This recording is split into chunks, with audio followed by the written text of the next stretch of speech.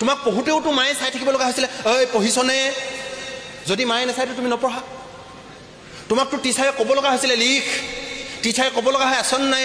মইতো গম পাওঁ ইয়াত প্ৰত্যেক মুহূৰ্ততে টিচাৰে ভিজিলেঞ্চ দিব লগা হয়, চাই থাকিব লগা হয়। ৱাই? কেলে? টিচাৰৰ ভিজিলেঞ্চত যদি তুমি এইটো নম্বৰ পাইছা, স্কুলখনৰ কাৰণে বিৰাট ভাল, তোমাৰ কাৰণে ভাল নহয়। তোমাৰ কাৰণে ভাল নহয়। তুমি সেলফ ৰেছপন্সিবিলিটি লোৱা নাই।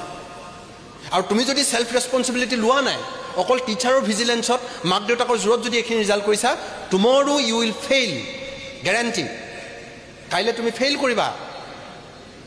কাইলৈ লগৰ এটা আহি ক'ব তোক বিৰাট ভাল লাগিছে, বৈ দুইটাই ডেটিঙত যাওঁ, আমুকত যাওঁ, তামুকত যাওঁ। তেতিয়া তুমি সেলফ ৰেছপন্সিবিলিটি ল'ব পাৰিব লাগিব। ইয়াত তোমাক একদম কাৰা কৰিলে যে ইমান সময়ৰ পৰা ইমান সময়লৈহে তই মোবাইল চাব পাৰিবি, চাব নোৱাৰিবি, মোবাইলত চালো এইটো চাবি। কাইলৈ তোমাৰ হাতত মোবাইল এটা থাকিব। Be self responsible. একেটা কথা মই এই সময়ৰ পৰা এই সময়লৈ চাম, এইটোহে চাম, এইটো নকৰোঁ, সেইটো নকৰোঁ। এই ৰেছপন্সিবিলিটিটো ল'ব পাৰিবা নে নোৱাৰিবা? যদি নোৱাৰা, ইউ উইল ফেইল। তুমি ফেইল কৰিবা। আৰু সেইকাৰণে মনত সদায় ক'বা, মই ল'ৰা ছোৱালীক এইটো ক'বলৈ কওঁ, প্ৰাৰ্থনাৰ লগতে এইটো ক'বলৈ কওঁ, আই এম ৰেছপন্সিবল, আই এম ৰেছপন্সিবল। মোৰ জীৱনত যিমানবিলাক ঘটনা ঘটি আছে, চবৰ কাৰণে মই নিজে জগৰীয়া, মই নিজে দায়িত্বশীল, মই দায়বদ্ধ।